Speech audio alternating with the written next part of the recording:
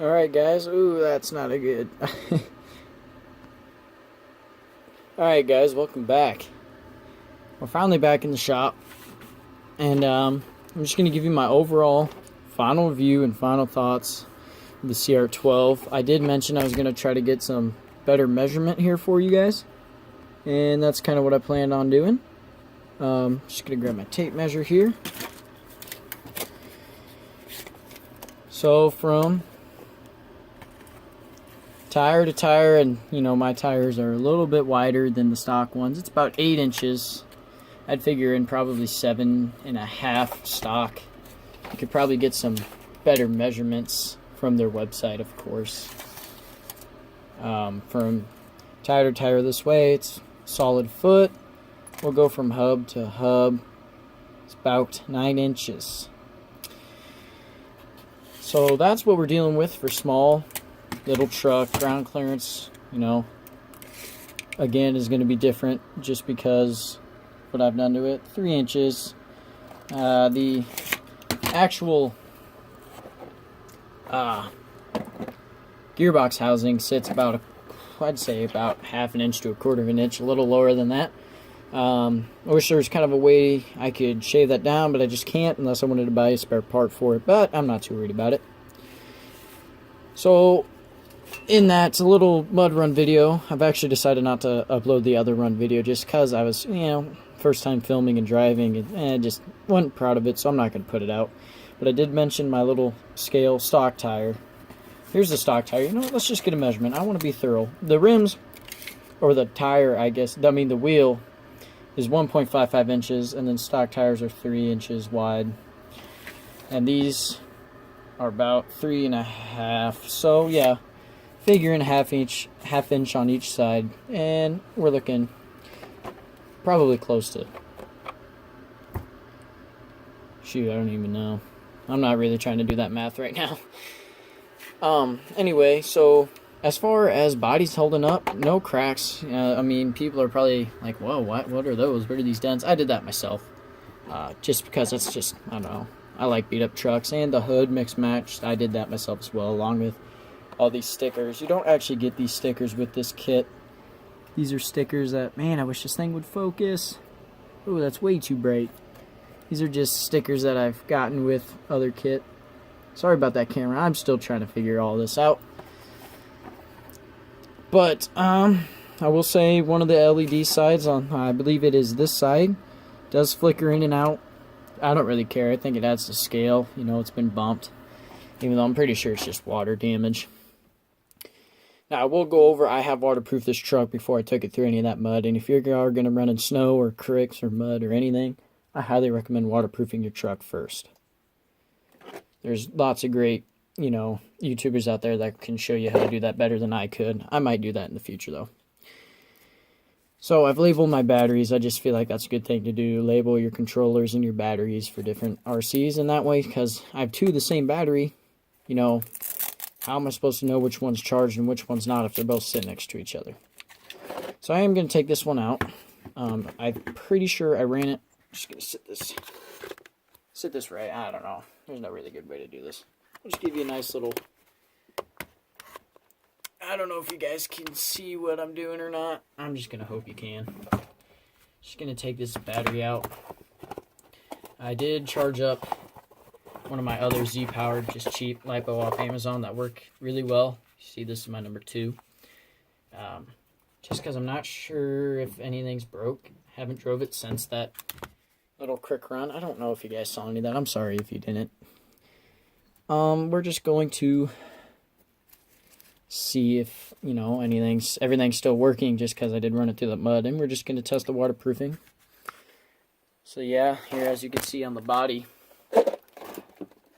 one light's going. Alright, let's see.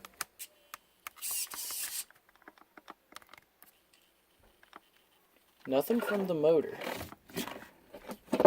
Huh. That's not good.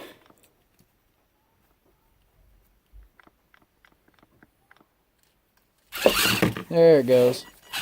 I think we just had a little something locked up in the motor. I'm going to want to look into that. But yeah, it works. I think I just had something caught in there. Motor cleaner. I'm definitely going to be using some of that on this truck, but at least now I know it runs. That's a big relief. Alright, so that's enough of that. Let's just talk about the truck here for a second. I'm going to take this battery out, make sure I'm going to go over everything in my head first, and then I'll see you guys in a sec. Alright, battery's out. I went over everything in my head just to make sure. Now this is the receiver. I have it done up like this just because I wasn't too sure how waterproof it was. At least when I got this truck, it didn't specify on the website. But let's just go over. This is not the stock servo. This is an all-metal servo for 1/8 associated. And I have my own mounts, zip tie mounts, because the mounts in the front, how it came stock, were actually way up, and this horn was way out this way. The shocks, fluid filled. You can hear water from my tires still. Oops. They are threaded too, plastic threads, but they work, and they haven't leaked on me yet. Articulation-wise, with these bigger tires on and the way I have the suspension set up, flex-wise, oh, you're not going to get a whole lot out of flex, at least the way I had it set up right now. I'm just trying to keep it, with these big tires as good as I can get it. Other than that, suspension-wise, it works great. 4-link front and rear. Plastic drive shafts, plastic gears, plastic housings, big pumpkins, but, on a 12 scale, they're not too worried about scale. These keep water out pretty well. My bearings in there are still nice and good. I did go through and grease them, but that's just something you got to do. The front steering linkage, plastic, but they don't bend. They're pretty sturdy, especially with this big servo. I was a little worried, but, they work just fine. ESC has crawler mode and standard mode. Can take to a 3S LiPo, and I believe it is a 9-cell nickel metal is what it can handle. Battery tray, nice and aluminum. Working on this truck, not a whole lot of problems. Fairly easy to work on. Comes with 2 battery straps, and I just have it rigged up so I can run my big LiPo. Comes with an 850 milliamp hour Li-ion battery. It's quite small, probably about this big. I don't have it ready to show you, so I'm sorry about that. I'm just trying to do this in one take. And a charger. I get about 30 minutes of run time with the stock battery, 45 if I'm not on it hard the whole time. And with my 2S LiPo, I can get close to an hour and a half. I can probably get an hour going full speed 75% of the time. If I'm really crawling, doing technical, an hour and a half run time, and that's just phenomenal. 380 brush crawler motor. Runs just great. Perfect for this truck. The transfer case deal is more or less just, your spur gear and your pinion gear aren't actually, I just can't remember, even though I did dig into this not too long ago to replace it. I know it has a step gear. Step gear. And then the step gear goes to your spur. Your spur goes to the step.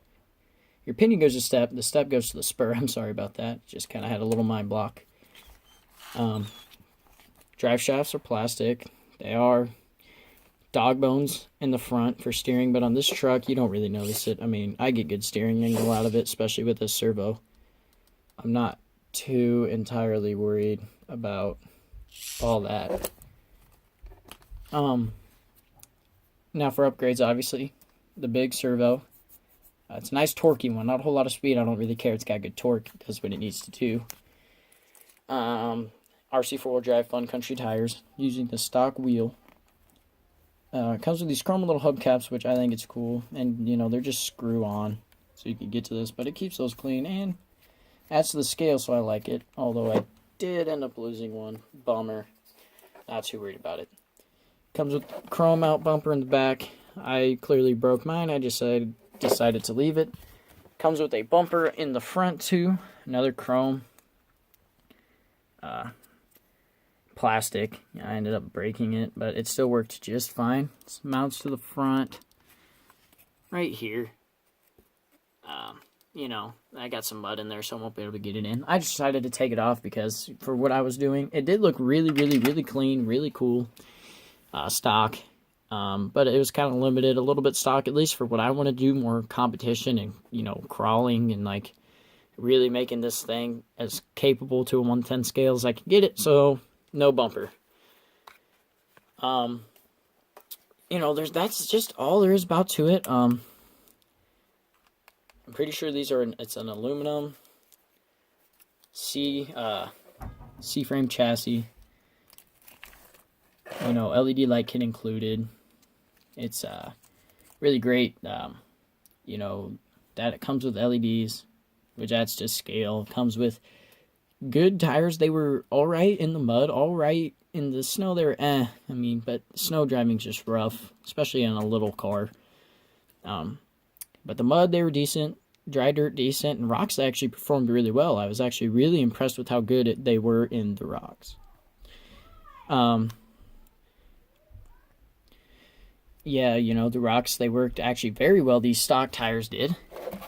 Got one just on the back. I am going to probably remove that. It's just makes the truck less capable because of, well, you know, as you can tell, I was backing into stuff with it and just was limiting what I could do. But, you know, for scale, give a little, take a little, that kind of thing. All around, I'm actually very impressed with this truck. $220 stock plus, $45 for front and rear tires. These Fun Country 1.55s, probably I'd say $45 for the servo, but I already had that, so it's just reusing parts. And two 2S lipos and a charger. I'm probably only in, I'd say $300 max, and that's for a truck that's basically as upgraded as I want to get it, and it runs just fine, perfectly capable, and it's just a heck of a lot of fun. Small but very capable. If you are looking into maybe 12 scale crawling, trying to get, you know, trailing, just a little cheap rig that you can drive around in a backyard scale course or even out and local trails you have or things that you've built in your basement, just for like even driving on my couch from couch to couch and pillow obstacles, this thing's just a heck of a lot of fun. Take it anywhere and do anything with it. And fully RTR out of the box.